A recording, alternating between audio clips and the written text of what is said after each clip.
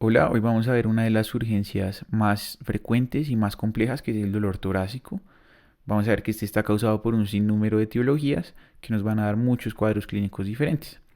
Y esta tiende a ser una de las urgencias más estresantes, tanto para uno como médico como para el paciente. Entonces, lo importante de esta tutoría es que ustedes aprendan a enfocar muy bien qué hacer con ese paciente apenas les llega a su servicio de urgencias para que no tengan que asustarse por él. Entonces, les dejo varias de las referencias que usé para la presentación, ya que bastantes de ustedes me las han pedido. Y no siendo más, vamos a hablar un poco de lo que es la definición del dolor. Según la Real Academia Española, es una percepción sensorial y localizada que es molesta o desagradable y que va a variar en ciertas características, por ejemplo, la localización, la intensidad o la percepción subjetiva del paciente. Es muy importante que, como el dolor es un síntoma tan subjetivo, sepan escuchar muy bien a sus pacientes y sepan interpretar lo que les dicen, porque el diagnóstico va a estar en su mayor parte basado en esa anamnesis y en esa descripción del dolor. Y recordemos también que el tórax es la región que está entre la base del cuello y el diafragma. Como saben ustedes, ahí hay muchísimas estructuras y muchísimos órganos, los cuales van a poder llegar a ser responsables de cada dolor torácico. En cuanto a la fisiopatología, es muy importante recordar que hay dos tipos de fibras, unas fibras que son somáticas, que son mucho más específicas, que están en la pleura parietal, es decir, en la pleura externa, y van a dar un dolor que es fácil de describir, que si ustedes le preguntan al paciente dónde le duele, él les va a saber señalar dónde, y que usualmente ellos describen como una punzada. Y que están las fibras viscerales, que inervan los órganos internos, los vasos sanguíneos y la pleura interna o la pleura visceral. Y estas son mucho menos específicas. Entonces ellas van a dar una señal que es mucho más sorda. O sea, ellos van a describir el dolor como un disconfort, una pesadez o una opresión. O como les dirían en sus palabras, como si alguien se les parara en el pecho. Ya sabiendo esto, vamos a ver que las causas de dolor torácico son realmente variadas y muy amplias y van a involucrar muchísimos sistemas. Entonces probablemente se estén preguntando por dónde empiezo yo a enfocar el diagnóstico de mi paciente, qué de todo eso tiene. Entonces es muy importante que primero clasifiquen el dolor torácico. El dolor torácico, según su origen, se va a clasificar en tres grandes grupos. El primero va a ser originado en las coronarias, entonces es el dolor cardíaco coronario. Y este se va a dividir en tres patologías muy grandes, que son la angina inestable y el infarto agudo del miocardio con elevación del ST y sin elevación del ST. El segundo grupo de causas van a ser esas causas que están originadas en el corazón, más no tienen que ver con las coronarias. Entonces, por ejemplo, la pericarditis, la disección aórtica, el tamponade o el taponamiento cardíaco y ciertas valvulopatías como el prolapso mitral. Y el tercer grupo está causado por todos esos sistemas que no son referentes al corazón, por ejemplo, el pulmón, por ejemplo, el sistema gastrointestinal o incluso la mente. Entonces ahí vamos a encontrar el tromboembolismo pulmonar, la neumonía, el neumotórax, la mediastinitis y los dolores de origen psicógeno. Entonces, ¿por qué es importante clasificarlo? Porque lo primero que hay que saber es probablemente de dónde viene el dolor de mi paciente y cuáles de estas causas van a ser potencialmente mortales, porque eso nos va a decir a quién le corremos y a quién le podemos dar un poquito más de tiempo. Entonces, estas son las causas que son potencialmente mortales. Si vemos las causas de dolor torácico, vemos que la principal, la más frecuente, es la que es de origen musculoesquelético, o sea, de la reja costal. Esto es importante para saber que no todos los pacientes que les llegan con dolor torácico van a estar infartados. Pero también es importante ver ahí que la segunda causa sí es la cardíaca. Entonces, si el paciente tiene un cuadro altamente sugestivo de algo coronario o de algo cardíaco, pues es mejor a ese paciente pecarle por exceso y que tratarlo como una costocondritis y después resulte estar infartado. Entonces, para todo diagnóstico cardiológico es importante basarse en estos 5 pilares, sobre todo los primeros dos, que son la historia clínica y el examen físico. También el electrocardiograma, se van a sorprender la cantidad de información que nos va a dar para hacer una prueba tan barata y tan rápida como lo es. Y los otros dos van a ser más que todo pruebas de laboratorio y exámenes que van a complementar nuestro cuadro clínico dependiendo de lo que nosotros le sospechemos a nuestro paciente. Esos no se van a pedir siempre. Entonces, lo primero que van a hacer ustedes cuando les llegue un paciente es ver si está estable o no está estable. ¿Esto por qué? Porque el tiempo es muy valioso. Entonces ustedes no se van a poner a preguntarle al paciente todos los antecedentes, si fuma o no fuma, si en la familia hay enfermedades importantes, porque se va a ser tiempo valioso que van a desperdiciar. Es importante primero ver si tiene, si responde, si tiene una vía aérea adecuada, si la circulación está normal, que no vaya a ser que esté hipoperfundido, que esté haciendo una falla cardíaca. Y también es importante ver que no tenga alteración neurológica, porque eso nos va a indicar mucho del manejo y mucho del compromiso que tiene nuestra enfermedad. Entonces, para lo que vamos a hablar hoy, vamos a hablar de los pacientes que están estables. Y los que están inestables, pues los discutiremos en la tutoría de ACLS que tendremos después. Entonces, como hablábamos ahorita, lo más importante para ustedes poder diagnosticar un dolor es saber escuchar al paciente. Pero también es muy importante saber preguntarle al paciente las cosas indicadas. Porque si ustedes dejan que el paciente hable y hable, probablemente les cuente hasta que desayuno esta mañana. Pero toda esa información innecesaria muchas veces tiende a confundir el diagnóstico y a desviarlo a uno. Entonces, es muy importante que sepan distinguir los tipos de dolor. Y con la mnemotecnia de Alicia vamos a ver cada uno de ellos. Entonces, primero vamos a ver los dolores no cardíacos. El primero de ellos es el dolor pleurítico, que se da por la inflamación de la pleura, que es esa membrana que recubre los pulmones. La mnemotecnia nos dice que esta A es de aparición. Este va a ser un dolor rápido, es decir, agudo, va a aparecer en minutos a horas. La localización va a ser torácica, sobre todo lateral. La intensidad va a ser principalmente moderada. Sin embargo, esto puede variar dependiendo del cuadro. Las características los pacientes les van a describir como si fuera un dolor punzante, es decir, como si fuera una punzada o una puñalada incluso. ¿Por qué? Porque si recuerdan, las fibras parietales van a inervar a la pleura parietal, es decir, a la pleura externa. Y esas fibras son bastante buenas en saber localizar con exactitud dónde está el estímulo nociceptivo. Por lo tanto, el paciente les va a señalar casi que con un dedo dónde le duele. Se va a irradiar hacia el hemiabdomen y al hemitórax del mismo lado afectado. Y se va a agravar con inspiración, tos, estornudo o bostezo. ¿Por qué con estas cosas? Porque van a ser las que conlleven una expansión torácica y por lo tanto un estiramiento de la pleura. Cuando se estira la pleura inflamada, pues va a generar un estímulo nociceptivo que va a dolerle al paciente. El segundo tipo de dolor es el dolor osteomuscular, como veíamos ahorita es el más frecuente. Va a ser subagudo, es decir, va a originarse entre horas y días. Va a ser realmente localizado en toda la reja costal, pero va a tener un predominio precordial. ¿Por qué? Por la articulación entre el esternón y las costillas.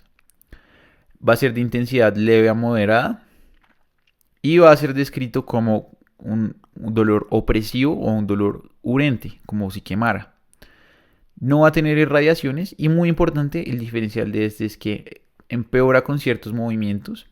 Es decir, si estamos hablando, por ejemplo, de un espasmo, ustedes saben que activar ese músculo va a doler. Si ustedes palpan ese dolor, muchas veces hacen que cambie o van a desencadenar el dolor, van a hacer que empeore.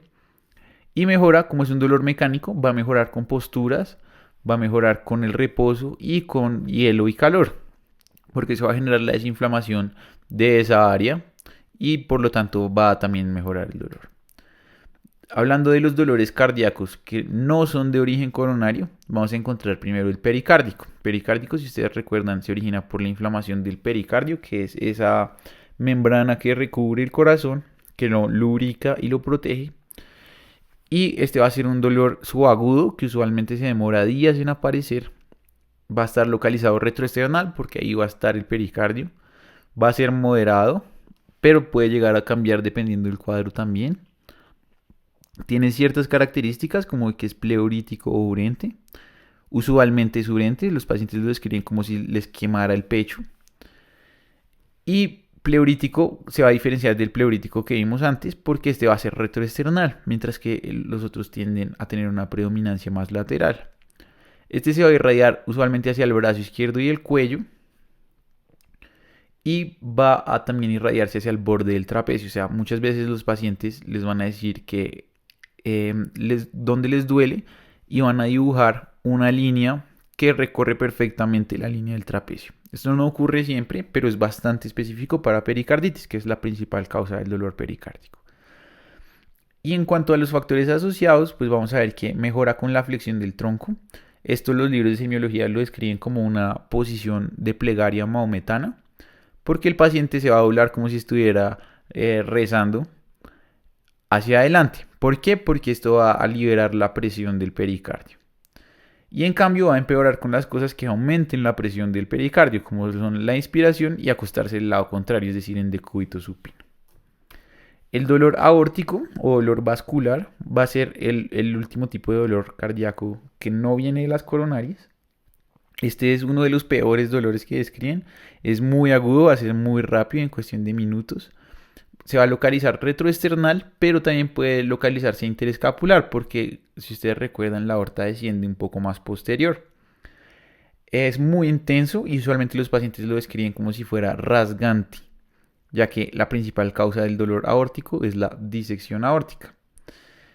Va a irradiarse hacia el cuello, hacia la espalda y hacia los flancos, es decir, hacia adelante, atrás y hacia arriba y a los lados.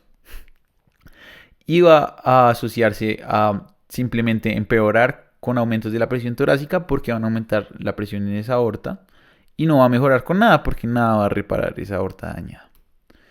El último tipo de dolor es el cardíaco coronario, que es el que conocemos muy bien, que es agudo, que es retroesternal, que es de moderado a severo, que los pacientes describen como si fuera opresivo, porque si ustedes recuerdan las fibras viscerales, que son las que inervan los órganos sólidos del tórax, pues van a ser muy malas reconociendo dónde está el estímulo nociceptivo. Entonces el paciente, cuando ustedes le pregunten, les va a señalar casi todo el tórax. Este se va a irradiar hacia ambos brazos, hacia el borde de la mandíbula. Y muy importante que empeora con esfuerzo o estrés y mejora con el reposo. Además de esto, para el dolor coronario es muy importante ver también los síntomas disautonómicos, es decir, taquicardia, diaforesis y otros síntomas como son la disnea, la náusea y los vómitos. ¿Listo? Y también muy importante mirar todos los factores de riesgo coronarios que están ahí abajo. Ese dolor coronario va a ser causado por un desbalance entre el aporte y la demanda del oxígeno en el músculo miocárdico. Esto va a ser tanto por un vasoespasmo de las coronarias como por una obstrucción de la luz de las coronarias. ¿Listo? Cuando sucede eso se va a llamar una angina de pecho o una angina pectoris. Para decir que nuestro paciente tiene una angina, tiene que cumplir estas siguientes características. Entonces tiene que tener un malestar retroesternal de duración y tipo característicos, es decir, que cumpla con las condiciones de la diapositiva pasada, que sea retroesternal, opresivo, irradiado en los lugares típicos de inicio súbito, que sea causado por ejercicio o estrés, porque el ejercicio y el estrés van a aumentar la frecuencia cardíaca y por lo tanto van a aumentar también la demanda de oxígeno del músculo cardíaco. Si esa demanda no se cumple, entonces van a empeorar el dolor. Y la tercera es que sea con el reposo y o la nitroglicerina, porque el reposo baja la frecuencia cardíaca y funciona inverso a lo que dijimos ahorita, y la nitroglicerina sirve como un vasodilatador coronario. Entonces, si tiene todas esas características, vamos a hablar de una angina típica o confirmada. Si solamente cumple dos, vamos a hablar de una atípica o probable. Y si cumple una o ninguna, vamos a hablar de un dolor que probablemente no es coronario. Entonces, los canadienses clasificaron la angina de 1 a 4, dependiendo de los síntomas y dependiendo de cómo estos interfieren con la calidad de vida del paciente. Entonces, la grado 1 es una angina que aparece solamente cuando hay un ejercicio que es prolongado o exhaustivo. La tipo 2 aparece cuando hay un esfuerzo moderado. Entonces ustedes le preguntan al paciente, ¿usted puede caminar 2 cuadras sin que le dé angina de pecho? Si les dice que no, probablemente sea una tipo 2. La tipo 3 es cuando el paciente tiene angina cuando hace esfuerzos leves, por ejemplo, subir un piso de escaleras. ¿Listo? Ustedes le preguntan si puede, si no, es una tipo 3. Y la tipo 4 es cuando el paciente tiene la angina, incluso cuando está en reposo. Algo muy importante para tener en cuenta es que el síndrome coronario no siempre va a manifestarse con el dolor típico que acabamos de ver. Muchas veces también puede estar causado por otros síntomas que no son tan habituales y que en ciertos pacientes nos van a igual orientar hacia un diagnóstico de infarto. Por ejemplo, una disnea súbita, un paciente que le cueste respirar de un momento a otro, un dolor que se irradia a sitios atípicos, un dolor que cambia en el tiempo, que puede empezar siendo una punzada, después puede ser urente, después puede ser opresivo, un dolor postprandial o síntomas gastrointestinales como la disfagia, la pirosis, e incluso el hipo, nos pueden llevar a un diagnóstico de infarto en un grupo de pacientes determinado. Todos estos se van a llamar los equivalentes anginosos. ¿Y en quiénes los vamos a buscar? En mujeres, porque las mujeres tienen diferencias anatómicas y porque muchos de los estudios que hicieron cuando se empezó a estudiar el infarto estaban basados en el típico hombre blanco, de edad media, fumador, con colesterol alto. Y se nos olvidó que pues nuestras mujeres también se infartan y es igual de importante tenerlas en cuenta. Pacientes mayores o pacientes con enfermedades crónicas como la diabetes, como la enfermedad renal, como la demencia, porque ellos siempre tienden a tener inflamación crónica en el cuerpo o cambios conformacionales en las terminaciones nerviosas y muchos factores que van a hacer que ellos manifiesten la enfermedad de muchos modos atípicos. Y minorías por lo mismo que les decía de las mujeres, que los estudios usualmente se basan en el típico hombre blanco. Se nos olvida que muchas veces, y sobre todo en nuestro contexto colombiano, también hay minorías, sobre todo pues indígenas, que tienen percepciones muy diferentes de la enfermedad y son grupos que han sido poco estudiados. Por lo tanto, en ellos es muy importante estar pendientes de estos equivalentes anginosos. En cuanto al examen físico, pues es muy importante saber que muchas veces el examen físico va a ser totalmente normal. Igual siempre hay hallazgos, dependiendo de cada patología, que nos van a orientar nuestro diagnóstico también. Entonces, las cosas que más se van a alterar van a ser los signos vitales y la auscultación. Los signos vitales, por ejemplo, en un síndrome coronario agudo, ustedes saben que el paciente desarrolla síntomas simpáticos, síntomas disautonómicos. Entonces, por ejemplo, la tensión puede estar alta, el pulso puede estar alto. En un neumotórax, por ejemplo, que el paciente tiene aire entre la cavidad torácica, el paciente no va a poder respirar bien, entonces le va a tocar subir su frecuencia respiratoria. O por ejemplo, algo infeccioso o una pericarditis nos puede subir la temperatura corporal. ¿Listo? En cuanto a la auscultación, pues la auscultación va a ser su mejor amiga para el diagnóstico cardiovascular, porque la mayor cantidad de hallazgos del examen físico van a estar en esa parte.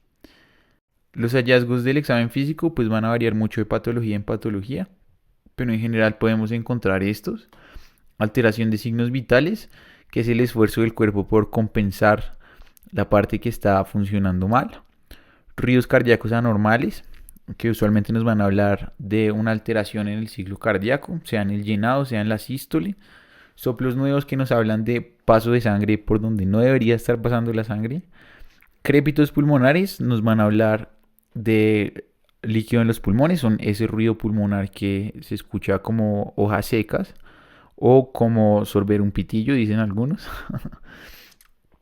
Y síntomas disautonómicos, que también es el esfuerzo del sistema nervioso simpático por corregir el problema que tiene el cuerpo.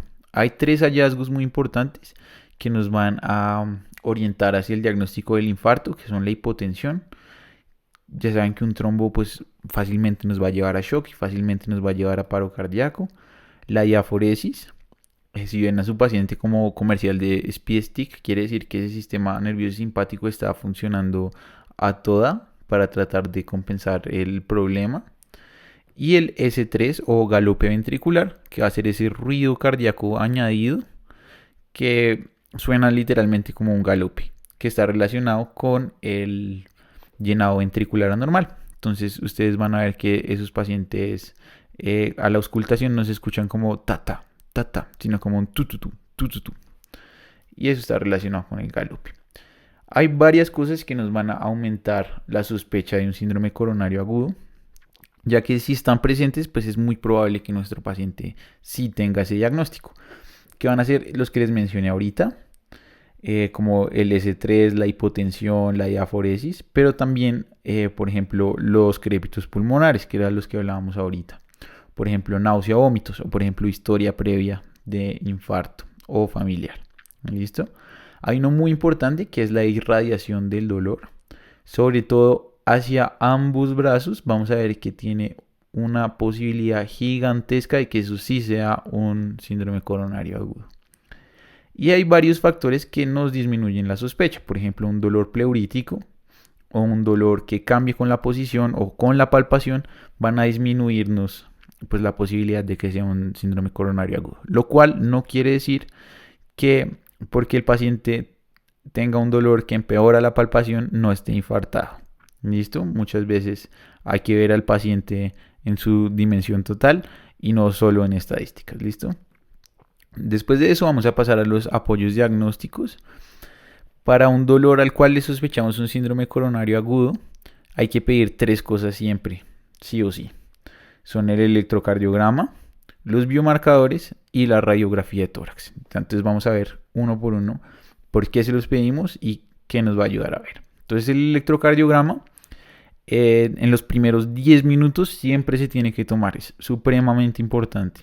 Vamos a ver que es una prueba que es muy barata, que es muy rápida, que es de muy fácil acceso. Tiene una especificidad supremamente alta y nos va a dar muchísima información. Sí, tiene un poco la sensibilidad reducida, pero con nuestras otras ayudas diagnósticas vamos a cubrir ese hueco, digamos. ¿Qué vamos a ver en el electro? Isquemia, injuria y necrosis de los cardiomiocitos. Entonces, cuando hay isquemia, lo primero que se va a alterar van a ser los canales de potasio.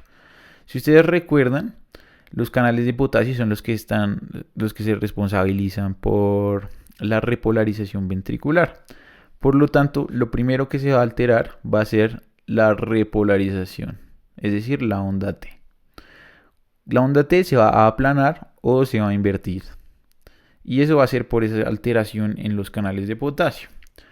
Cuando esa isquemia se prolonga, el cardiomiocito se empieza a dañar, es decir, tiene una injuria, tiene una lesión, que se va a manifestar en la alteración del segmento ST. Eso es porque el cardiomiocito que está lesionado no va a contraerse igual, no va a conducir electricidad del mismo modo que un cardiomiocito sano. Por lo tanto, los músculos que están alrededor, la porción muscular que está alrededor, va a hacer un intento de compensar esa fuerza de la porción infartada y va a cambiar el vector eléctrico del corazón. Entonces va a hacer que el segmento ST se eleve. Eso igual lo vamos a ver mucho mejor en la tutoría de electro para que estén tranquilos. Y la necrosis es cuando ya ese daño es irreversible, el músculo se muere y se va a ver en la onda Q anormal. La onda Q, si recordamos, es esta que está acá. Se va a ver, pues normalmente debería verse delgada y pequeña. Y ahora vamos a ver que se ve ancha, se ve profunda. Entonces se ven más o menos así. Entonces, como les decía, lo primero que se va a alterar son los canales de potasio, por lo tanto la repolarización ventricular. Entonces la onda T se va a invertir. Luego de eso, el segmento ST se va a elevar en ese esfuerzo de los músculos por compensar el área dañada. Y finalmente la onda Q se va a volver profunda y ancha. Entonces, primero va a haber una isquemia, luego va a haber una lesión y finalmente va a haber necrosis de esas células cardíacas. También es muy importante que el electro nos va a ayudar a ver dónde está sucediendo el evento. Entonces, dependiendo de en qué derivación tengamos esos hallazgos que les acabo de describir, pues vamos a saber qué área del corazón es la que está dañada y probablemente cuál es la coronaria que está afectada. ¿Listo? Entonces eso nos va a ayudar mucho a saber el pronóstico de nuestro paciente y a orientar el tratamiento. Por ejemplo, el hemodinamista, antes de hacer la intervención pues percutánea, él va a ver en qué derivaciones está elevando el ST, por ejemplo. Y sabiendo eso va a saber a qué arteria ir primero. Además de haberle tomado a su paciente el electro, también es importante que le tomen las muestras para unos biomarcadores. Los biomarcadores van a ser sustancias que hay en la sangre que son producto del daño miocárdico. Es muy importante que se los tenga porque si ustedes leen la cuarta definición de infarto, ahora define el infarto como una elevación en los biomarcadores más alguna de las siguientes. Y dentro de alguna de las siguientes entra el dolor torácico, entra los cambios electrocardiográficos y entra todo eso que antes era mucho más protagonista a la hora del diagnóstico. Los biomarcadores se han vuelto el gold estándar del diagnóstico de infarto por su sensibilidad y por su especificidad que son tan altos. Es importante pues también recordar que entre más pasa el tiempo, más sensibilidad y más especificidad tienen, hasta que dejan de estar en SAC. Como ustedes ven, hay varios tipos y cada uno va a tener sus tiempos diferentes. Entonces les dejo acá la tabla para que sepan cuáles son los tiempos de cada uno. No es importante que se la aprendan de memoria. Es importante que sepan describir cada uno y por qué lo usamos. Entonces la creatina inquinasa o CK es una enzima que sirve para fosforilar la creatina y hacer ATP. Y ella tiene dos subunidades dependiendo de dónde se encuentra. La MB, que se encuentra en el músculo, y hay otra que se encuentra en el sistema nervioso central. Por obvios motivos usamos la que se encuentra en el músculo, la CKMB, y esta por mucho tiempo fue la que se usó como gold estándar. Sin embargo, con el tiempo, ella fue siendo reemplazada por la troponina I y la troponina T. Las troponinas son proteínas que tienen que ver con la contracción muscular. Si ustedes recuerdan, la troponina I es la subunidad inhibitoria y la troponina T es la que está en relación con la tropomiosina. Estas dos proteínas se elevan más o menos entre 3 y 12 horas. Se van a elevar mucho más que las otras. Y van a tener un pico máximo, digamos, parecido. La troponina I se eleva más o menos a las 24. La troponina T se eleva entre las 12 horas y los 2 días. Y es importante que recuerden que la troponina T dura un poquito más en la sangre, dura hasta 14 días, mientras que la troponina I dura más o menos 10 días. Estas son muy importantes porque, como ya vamos a ver, son las que hoy en día se usan para hacer el diagnóstico. Otras, como la mioglobina es una proteína citoplasmática que tiene el músculo, ya no se usa tanto porque es poco específica del músculo cardíaco, es decir, si el paciente fue al gimnasio en la mañana, pudo haber liberado mioglobina de sus músculos estriados y puede tenerla elevada. Y otros marcadores que nos muestran es hipoperfusión tisular. Por ejemplo, la ACT o la lactato deshidrogenasa nos van a indicar hipoperfusión tisular. Son menos específicos, pero en ciertos escenarios pueden llegar a servirnos. Entonces, como les decía, ¿cómo sé yo que la troponina está positiva? Ella no va a tener unos valores fijos, sino que va a depender de unos percentiles del laboratorio. Es decir, dependiendo la cantidad de población que haya en cada valor, el laboratorio va a hacer unas medidas estadísticas que se llaman los percentiles. Si pasa el percentil 99, es decir, como el límite superior, quiere decir que la troponina es positiva. Entonces, para términos prácticos, usualmente esos valores son estos. Normal menos de 0.08, un daño menor más de 0.1 y si ya está por encima de 1, ya está súper elevado, ya eso es un daño probablemente mayor. También es muy importante que ustedes pidan una curva de troponinas si les sale positiva. ¿Por qué? Porque hay muchas condiciones que elevan las troponinas en sangre. Por ejemplo, todo lo que conlleve un daño miocárdico o digamos un estrés miocárdico va a subir las troponinas. Por ejemplo, una miocarditis, por ejemplo, una pericarditis, por ejemplo, la falla cardíaca, ¿cierto? Si al paciente le realizaron un procedimiento cardíaco, si al paciente lo revascularizaron, si el paciente, no sé, tuvo una contusión cardíaca, todo eso va a elevar las troponinas y nos puede falsear el resultado. Y sobre todo, pues hay muchas cosas que son crónicas, ¿no? Entonces, por ejemplo, una falla cardíaca siempre va a tener las troponinas elevadas. Y otra cosa muy importante es que la falla renal también puede elevar las troponinas porque las troponinas no se van a estar eliminando por el riñón. ¿Listo? Sobre todo la troponina T va a ser la más afectada por la falla renal. Entonces, como esas troponinas muchas veces están elevadas en nuestro paciente, se pide la curva. La curva lo que hace es medir una cosa que se llama el delta, es decir, la diferencia de ambas troponinas. Si ese delta es menor del 20%, es decir, las troponinas no cambian en el tiempo, pues podemos considerar que probablemente o fue un infarto viejo o es una condición crónica. Mientras que si ustedes a las 4 horas le piden otra vez las troponinas y salen más de 20%, quiere decir que hay algo agudo que está sucediendo ahí y que está progresivamente lesionando el miocardio. Entonces, si el delta es mayor al 20%, nosotros ya podemos hacer el diagnóstico de síndrome coronario agudo. Y En último lugar, se pide también una radiografía de tórax. ¿Por qué? Es muy importante descartar también otras causas. Que no vaya a ser que ustedes estén pensando solo en el infarto y se les olvide todas las otras causas que nombramos antes. La radiografía de tórax es un examen que a ustedes les deja ver muchas cosas, que es rápido, es barato, es asequible y que les sirve para el diagnóstico de todas las patologías que son potencialmente mortales. Entonces les ayuda al menos a estar tranquilos, ¿listo? Entonces, por ejemplo, les ayuda a descartar neumonías, como la que vemos ahí en la foto. Les ayuda a descartar neumotórax, como el que vemos en la segunda foto, incluso disecciones aórticas, que es la que vemos acá. Entonces, probablemente ahora se estén preguntando, después de haber hecho todo esto, ¿cómo vamos a ver qué tiene nuestro paciente? Entonces, vamos a hablar de varias causas, tanto coronarias como no coronarias, que pueden llegar a ser el diagnóstico de ese dolor torácico. Entonces, es muy importante que simplemente voy a nombrárselas, voy a pasarlas muy rápido. Después vamos a discutirlas en cada tutoría más a fondo, pero nos demoraríamos mucho si ahorita hiciéramos eso. Entonces me voy a centrar sobre todo en las que son potencialmente mortales. Entonces, en primer lugar, vamos a hablar de las coronarias, el infarto agudo al miocardio con elevación del ST, que es el paciente que venimos discutiendo, que ustedes, que les llega con ese dolor torácico típico, que tiene factores de riesgo, le toman un electro y sale con SST en las nubes. Como vimos ahorita, cuando el ST se eleva, quiere decir que el miocardio ya está sufriendo. Entonces el tratamiento va a ser muy urgente.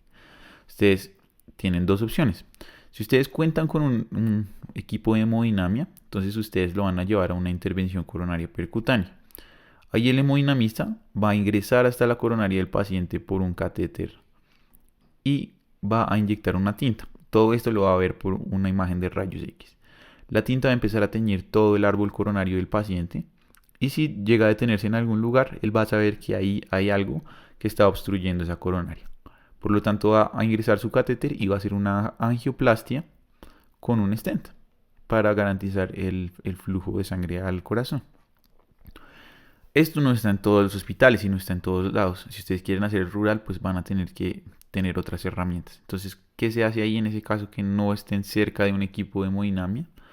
Se va a hacer una fibrinolisis, tal como si fuera un evento cerebrovascular. Varía un poco en el tiempo, varía un poco en las dosis, varía un poco en el manejo que se le va a dar, que vamos a ver mejor cuando veamos el síndrome coronario agudo.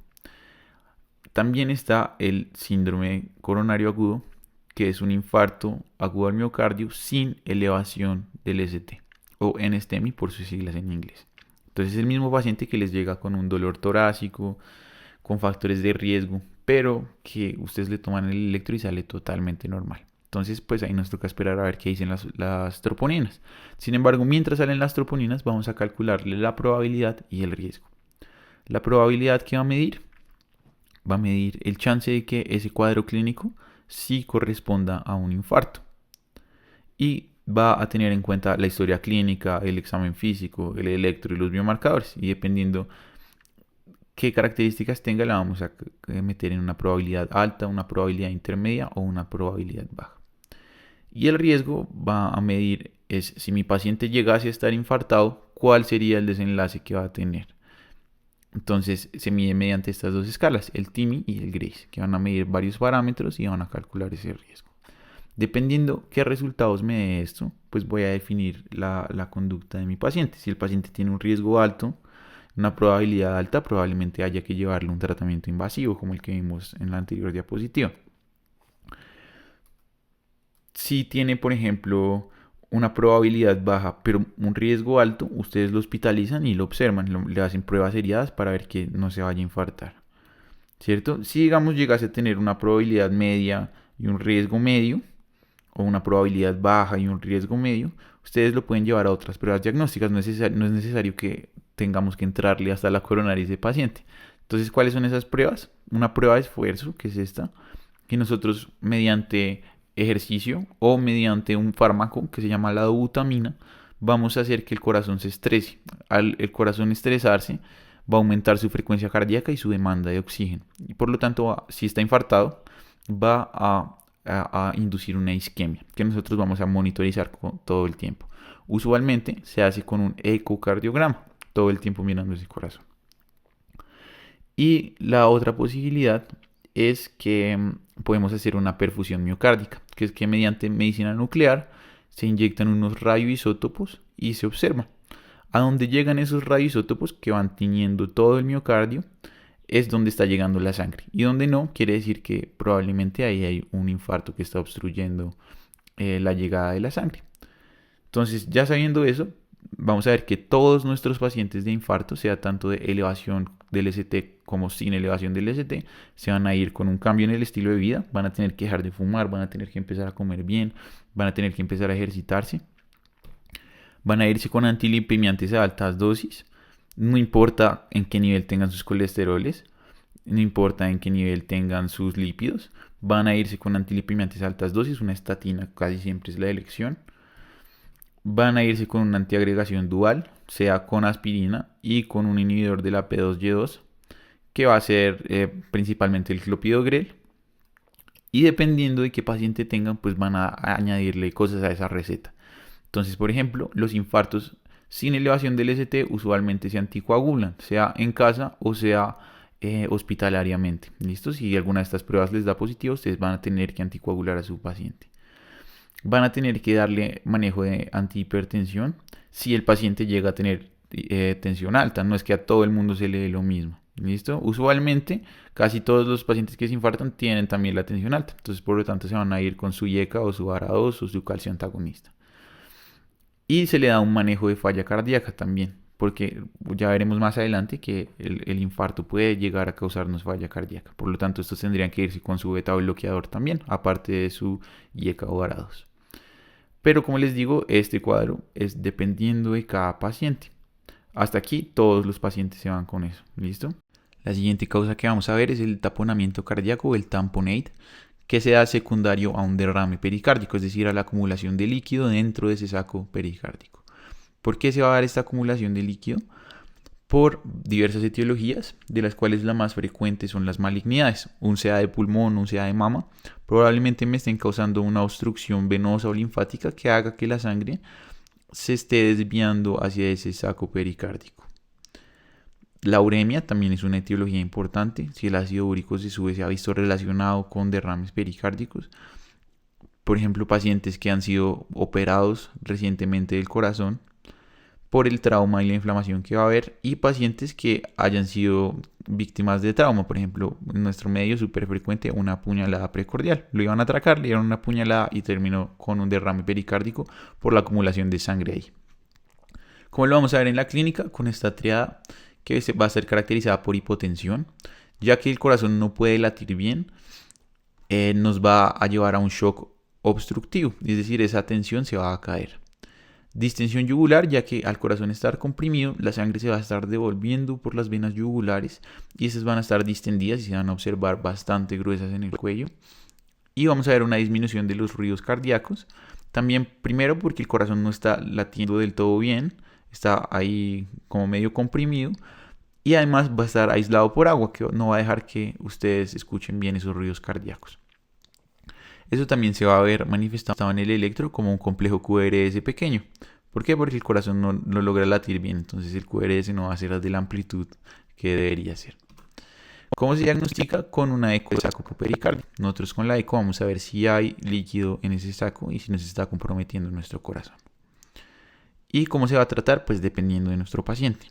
Por ejemplo, el paciente de la puñalada, ese paciente va a tener que ser llevado a cirugía, a que le hagan una ventana pericárdica. O por ejemplo, un paciente que haya tenido eso crónico y que el derrame sea pequeño. Realmente si el derrame es pequeño y no nos compromete la vida del paciente, podemos dejarlo simplemente con antibióticos, con antiinflamatorios, con analgesia y no hay necesidad de tener que hacer lo que sí deberíamos hacer cuando es un derrame significativo que nos compromete al paciente, que es una pericardiocentesis. Es decir, con una aguja vamos a ingresar a ese espacio pericárdico y vamos a drenar el líquido que hay ahí. La disección aórtica sucede cuando la sangre que circula por la arteria se acumula en un desgarro o en una fisura que hay en la íntima y empieza a formar un canal alternativo de circulación. Entonces, literalmente ese canal lo que va a hacer es empezar a rasgar en dos la arteria. Y esto nos va a dar el dolor torácico que describimos ahorita, que es rasgante, que es súbito, que es muy doloroso y puede llegar a causarnos también hemorragias torácicas muy importantes. Entonces es importante que sepamos diagnosticarla rápidamente para tratarla rápidamente también. La etiología va a estar relacionada con enfermedades del tejido conectivo, por ejemplo el síndrome de Marfan, el síndrome de Ehlers-Danlos van a hacer que ese tejido conectivo sea deficiente y por lo tanto sea predispuesto también a formar fisuras. El síndrome de Turner se ha visto también relacionado con esto, trauma o una cirugía reciente, ya que todas predisponen a lesiones vasculares, y el embarazo por aumento de la presión intraabdominal, que va a también aumentar la presión de la aorta. Entonces esto posiblemente pueda desencadenar en una disección. Muy importante, las enfermedades vasculares como la hipertensión, que es una de las principales causas de la disección aórtica.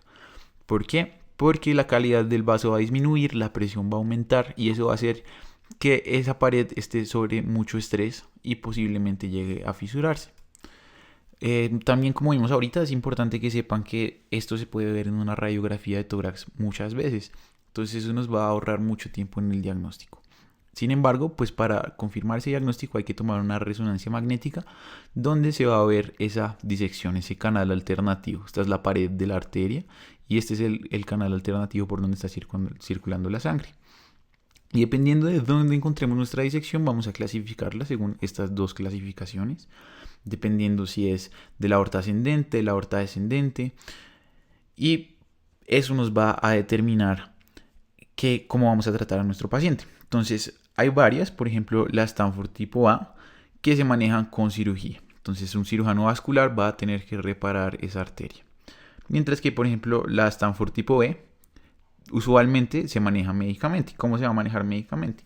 Entonces, con control de las tensiones, con beta bloqueadores o algún vasodilatador. Un neumotórax es la presencia de aire dentro del espacio pleural que va a ejercer una presión positiva y por lo tanto va a colapsar el pulmón. Esto va a ser causado por muchísimas cosas y se va a clasificar de distintos modos. Puede ser causado, digamos, por ejemplo, por enfermedades de la vía aérea, como el EPOC, como la fibrosis quística, por infecciones, por enfermedades pulmonares intersticiales, por enfermedades del tejido conectivo, incluso por trauma, por ejemplo, el paciente que llega apuñalado con aire dentro de su cavidad pleural. También, por ejemplo, procedimientos que nosotros realicemos, todo lo que haga que se pierda esa continuidad del espacio externo y nuestro espacio pleural va a hacer que el paciente pueda presentar un neumotórax. Se va a clasificar según si es complicado, si no es complicado, según su etiología, de las cuales el más importante es el neumotórax a tensión, que es cuando cambia súbitamente la presión de la cavidad pleural. En cuanto al cuadro clínico, pues son pacientes que se van a manifestar con disnea, con dificultad para respirar, se van a manifestar también con un dolor de tipo pleurítico y que posiblemente puedan desencadenar también un shock obstructivo por la compresión de las estructuras torácicas. También cuando ustedes vean la expansión de ese tórax, va a ser asimétrica porque hay un pulmón colapsado que no puede inflarse del todo. Si ustedes escuchan a ese paciente, los ruidos no van a estar presentes, se van a escuchar disminuidos porque el aire no deja que ustedes puedan escuchar los pulmones. También, si ustedes percuten a ese paciente, van a ver que se escucha como si percutieran una bomba, se va a escuchar timpánico. Y vamos a encontrar pues otros hallazgos. Entonces, el diagnóstico del neumotórax es la radiografía. Como ven aquí, todo este espacio que se ve más oscuro va a ser el neumotórax, el aire que está dentro de nuestro paciente. Entonces este va a desplazar la pleura hacia adentro y va a colapsar el pulmón. Si ustedes ven, el pulmón acá es mucho más grande de lo que es acá, que es este. Además va a desplazar también todas las estructuras, por ejemplo la tráquea la va a desplazar contralateralmente y se va a ver más oscuro porque el aire no capta la radiación. Por lo tanto, se va a ver así. Y el tratamiento va a ser casi siempre una toracentesis. Es decir, con una aguja vamos a entrar a esa cavidad pleural y vamos a drenar el aire. Eso no es en todos los casos, es sobre todo en el neumotórax a tensión. El neumotórax normal, por ejemplo, en pacientes que tengan enfermedades crónicas, usualmente disminuye cuando uno les administra oxígeno, les da reposo. Y obviamente dependiendo del compromiso de su paciente, ustedes van a ir eligiendo el tratamiento. El tromboembolismo venoso sucede cuando tenemos un paciente con una predisposición a hacer un trombo, por ejemplo, pacientes con cáncer, con enfermedades reumatológicas, pacientes que han sido inmovilizados por mucho tiempo, que están postrados en cama, por ejemplo, o por ejemplo que tuvieron un viaje largo y no se movieron, las mujeres, por ejemplo, algunos anticonceptivos orales también, todo eso nos va a predisponer la hipercoagulabilidad y por lo tanto también la formación de trombos, que usualmente se generan en la pierna. La circulación sistémica pues los va a devolver hacia el corazón, quien los va a bombear hacia alguna de las arterias pulmonares. Ahí en la arteria pulmonar pues van a generar hipoxia, ya que aunque el pulmón ventila, no va a haber sangre que oxigenar. Y posiblemente también nos causen un dolor de tipo pleurítico. Entonces nosotros para diagnosticar un tromboembolismo venoso pedimos un dímero D o un angiotac dependiendo qué riesgo tenga nuestro paciente. Entonces el dímero D es un marcador que se eleva con el metabolismo de la fibrina. Entonces este nos va a indicar que posiblemente haya un trombo en el cuerpo. Sin embargo, como no es tan específico, nosotros solemos pedir un angiotac, que ahí podemos ver un trombo, por ejemplo, en la arteria pulmonar. Este también va a variar mucho en el espectro, si es un tromboembolismo masivo, si no lo es, si compromete a nuestro paciente, pero es muy importante que este nos va a choquear y nos va a llevar a paro cardíaco a nuestro paciente, por lo tanto también es una urgencia. Y el tratamiento es dependiendo del estado de nuestro paciente, dependiendo de qué tan comprometido esté. Lo vamos a anticoagular, que es lo que usualmente sucede. Si es algo muy grave que compromete la vida, podríamos llevarlo a la trombólisis o a una embolectomía quirúrgica, es decir, a la extracción de ese trombo mediante cirugía. Entonces, hasta aquí van las causas que son urgencias vitales, que como vamos a ver después en ACLS son 4 de las 5 T's que nos van a llevar al paro: el trombo coronario, el trombo pulmonar, el tamponade y el neumotórax a tensión. Y vamos a ver ahora otras causas que también pueden llegar a causar dolor torácico sin necesidad de comprometerme urgentemente la vida del paciente.